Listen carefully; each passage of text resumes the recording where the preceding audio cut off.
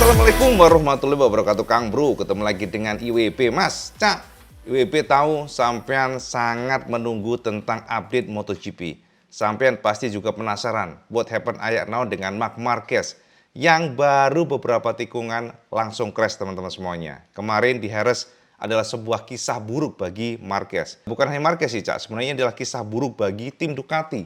Karena juga Pecco ternyata mengalami problem dengan motornya. Jadi teknis problem.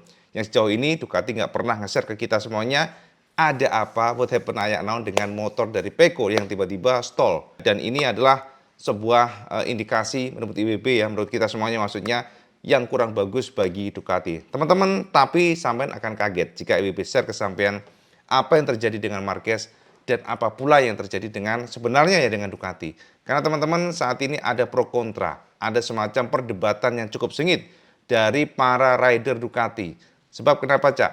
Para rider Ducati termasuk pengamat MotoGP pun yang mungkin kurang tahu dengan data yang bisa kita otak-atik dalam sebuah balapan. Mereka mengatakan kenapa sih nggak menggunakan GP24 saja, yang mana lebih bagus motornya dibandingkan dengan GP26 sekarang atau mungkin GP25. Ini yang salah, Cak. Makanya IWB nge-share ke sampean fakta dari MotoGP Jerez ataupun MotoGP saat ini di Ducati ya, secara general, secara keseluruhan. Dan faktanya, Kang Mas, ternyata Marc Marquez menyebut ide itu adalah ide yang salah, Cak. Jadi Marc mengatakan ya kepada Ducati dan juga kepada media secara umum, ide untuk mencoba balik ke motor lama itu salah.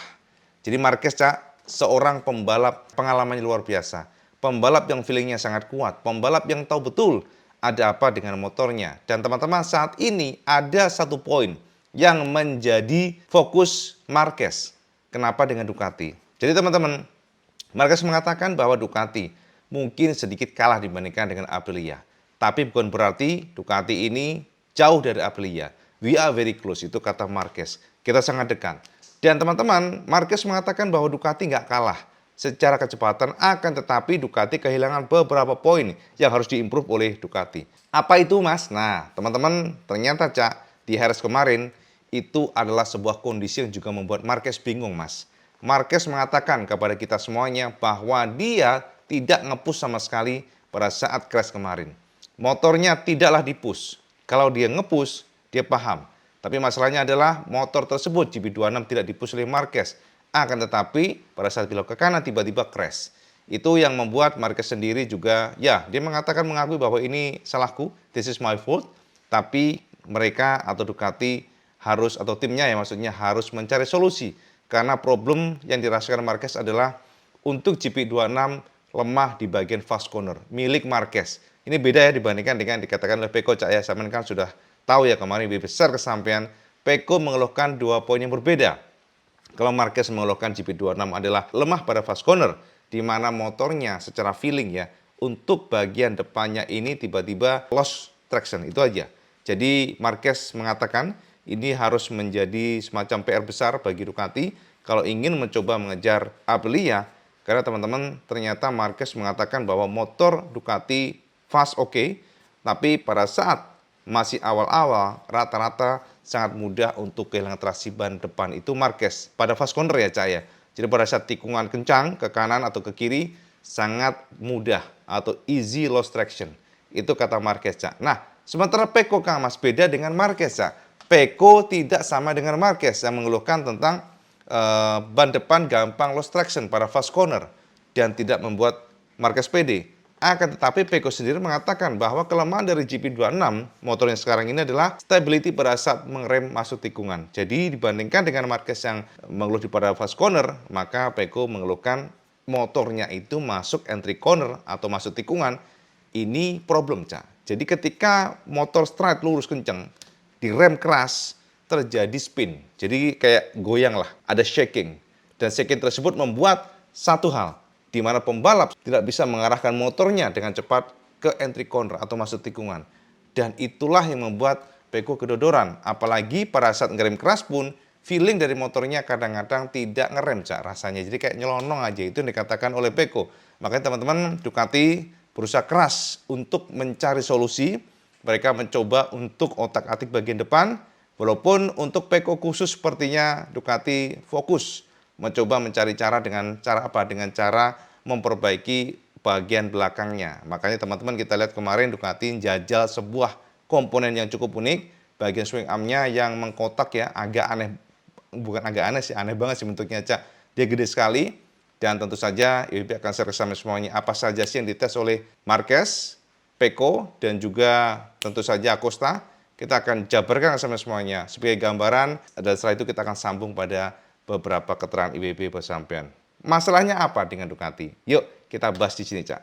Nah, teman-teman semuanya, ini adalah gambaran betapa Marc Marquez dan juga tim semuanya mereka sedang mencoba untuk mengejar Marco Bezzecchi atau Aprilia. Dan teman-teman, secara umum kita sudah terangkan kesampaian apa yang dilakukan atau apa yang dirasakan oleh Marc Marquez sudah optimal. Dan saat ini Marquez juga cukup mengkritisi bagaimana feeling motornya yang dikatakan tidak ada signal, nggak ada sama sekali tanda motor akan crash dan tiba-tiba crash. Nah, teman-teman, pada saat tes kemarin, pada saat tes di Jerez, kita bisa lihat bahwa ternyata Ducati mereka fokus sekali pada aero. Secara general kita tidak menemukan perbedaan signifikan, tapi kalau sampai jeli mas, sampai akan menemukan bahwa ternyata memang ada perubahan di bagian area sidepod dan juga downwash duct-nya, Cak.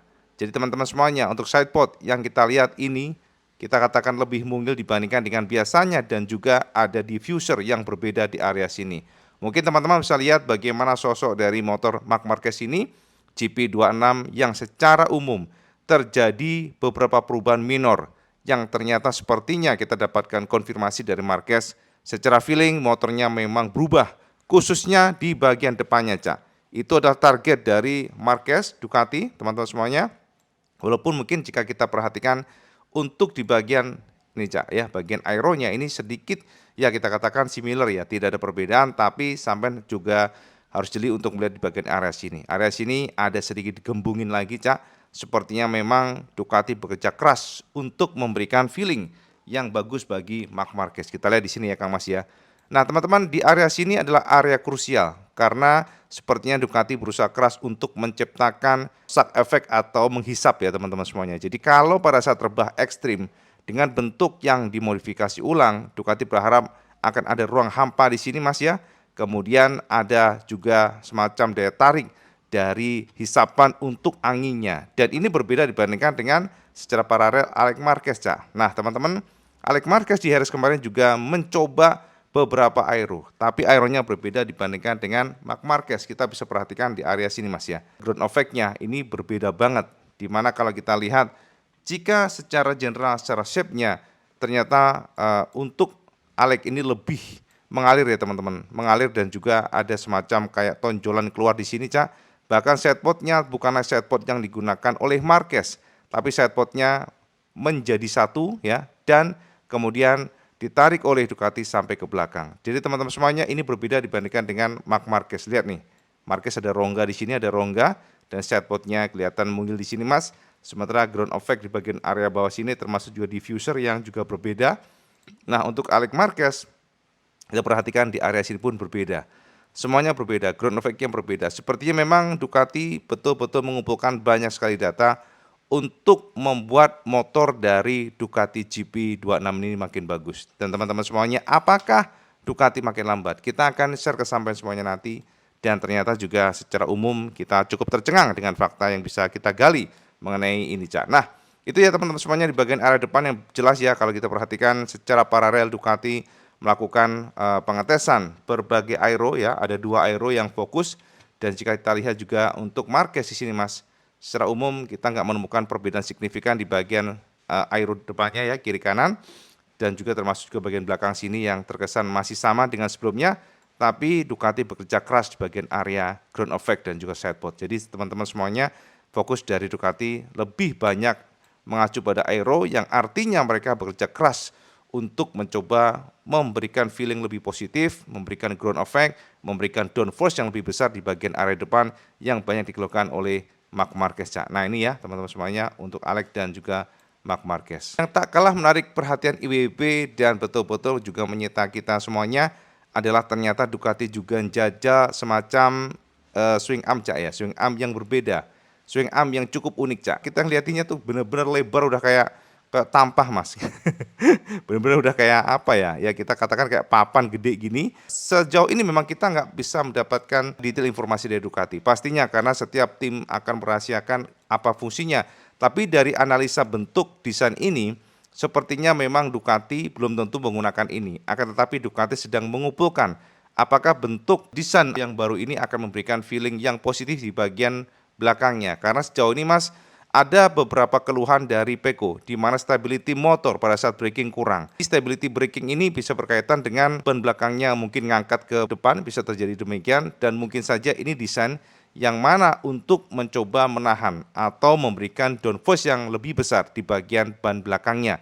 Jadi teman-teman ini lebar sekali Cak ya kalau kita perhatikan, dan jika sampai mengacu dari bentuk ini, maka kita cukup percaya bahwa Ducati mungkin nggak akan menggunakan model ini, tapi bisa saja seandainya dari sisi untuk feelingnya positif, akan tetapi sejauh ini kita nggak mendapatkan informasi yang jelas apakah Pecco suka dengan model swing arm ini. Yang banyak menggunakan swing arm ini adalah Pecco Bagnaia, mungkin karena dia merasakan kurang stability pada saat motor braking atau mengerem. Selain dari swing arm yang sudah IWP share tadi, sama juga pasti akan menemukan bahwa seperti biasa Ducati juga ngetes bentuk yang reguler, swing armnya biasa seperti biasanya, akan tetapi sama akan menemukan banyak sekali perbedaan di bagian arah sini Mas ya. Jadi kalau sampean mengamati, kita akan menemukan nih Cak, yang paling juga membuat IWB lumayan menyita perhatian kita maksudnya ya, di mana bentuk dari fendernya dan juga di bagian area cover untuk remnya Mas, disc brake-nya Cak. Ini lebih lebar dan lebih lebar, semakin lebar. Ini adalah analisa kita di mana Ducati ingin memberikan cooling system tambahan di bagian disc brake-nya, ya bagian karbon ini dan juga bagian peleknya. Loh kok pelek Cak IWB? Betul Cak, karena pelek ini dipercaya sebagai salah satu media untuk membuang panas ya selain daripada ban itu sendiri, sehingga pelek tersebut juga membutuhkan siraman additional angin. Dan ini adalah cara dari Ducati untuk mencoba mengalirkan angin supaya bisa ya memberikan semacam tambahan cooling untuk bagian peleknya yang nantinya akan berimplikasi positif kepada bannya Cak. Dan kemudian jika kita perhatikan di bagian samping Mas ya, selain dari model yang dites oleh Pecco dan juga Marquez, termasuk juga Alex Marquez, kita juga menemukan Ducati meracik atau ngetes bentuk down wash duct yang baru juga. Jadi desainnya ini lebih mungil, tidak sama dengan Marquez pula. Dan jika kita perhatikan bahkan ada revisi di bagian area diffusernya, termasuk juga di bagian area samping ini yang nggak terlalu menggembung Cak. Jadi memang kalau kita lihat Ducati kemarin intens sekali mengumpulkan data dari berbagai komponen yang diharapkan mampu memberikan feeling positif kepada para pembalap mereka. Sementara ini adalah Pedro Acosta Cak. Jadi sama dengan Ducati Cak, tim dari KTM ini betul-betul getol juga. Mereka fokus sekali mencoba berbagai macam bentuk aero yang kita perhatikan lebih menggembung, lebih gemuk, akan tetapi banyak sekali kisi-kisi, terutama di bagian sini Cak. Jadi teman-teman, ground effect yang digunakan oleh Acosta pada saat pengetesan Harris kemarin, ternyata kita menemukan adanya beberapa penyesuaian revisi di bagian area ground effect-nya, di bagian area side fairing-nya. Secara umum sama akan menemukan perbedaan yang cukup signifikan di bagian side pod-nya. Nah, untuk side pod-nya Cak, kita lihat yang dites oleh Acosta ternyata lebih sempit dibandingkan dengan generasi sebelumnya. Kalau kita lihat di generasi side pod di sini kan lebih lebar ya, untuk bolongannya dia lebih keluar dibandingkan dengan yang dites oleh Acosta kemarin di Harris. Jadi revisinya demikian, dan juga termasuk di bagian diffuser bawahnya ini ada juga perbedaan termasuk ground effect yang di sini yang dirubah juga. Sampai saya perhatikan ya, bentuk shape-nya ini berbeda. Jadi bentuk atau shape dari casingnya ini berbeda Cak. Jadi kalau kita perhatikan ini lebih keluar, lebih berundak. Sementara di sini ternyata dia lebih mekar lagi. Akan tetapi banyak sekali lubang-lubang yang sepertinya untuk stability. Intinya adalah untuk memberikan additional downforce. Selalu ya teman-teman, memang saat ini para pembalap dan juga tim berusaha keras untuk berlomba-lomba memberikan stability di bagian depan. Itu penting sekali untuk braking dan juga entry serta out of the corner, dan itu tidak lepas dari bentuk aero yang memang semakin kompleks Cak. Jadi ini yang kita lihat, sementara itu ternyata kita juga menemukan banyak perbedaan dibandingkan pada Honda ya teman-teman semuanya. Bagaimana dengan Aprilia dan juga Honda termasuk Yamaha? Nah, ini akan IWB jabarkan sama semuanya Cak. Jadi untuk Kang Mas ya, beberapa gambar yang jelas sekali bisa kita share ke sama semuanya. Mungkin kita absen tentang Yamaha, akan tetapi Yamaha memang berkutat lebih banyak pada sisi elektroniknya, kemudian juga mereka fokus pada horsepower-nya.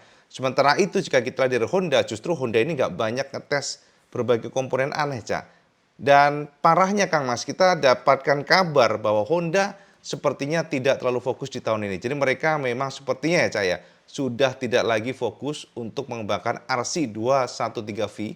Jadi mereka justru mempersiapkan dirinya untuk next year ya, untuk RC214V. Sepertinya ini hanya transisi bagi Honda dan Honda nggak banyak ngetes komponen-komponen krusial. Mereka fokus pada tahun depan. Itu yang kita dapatkan dari Zarco.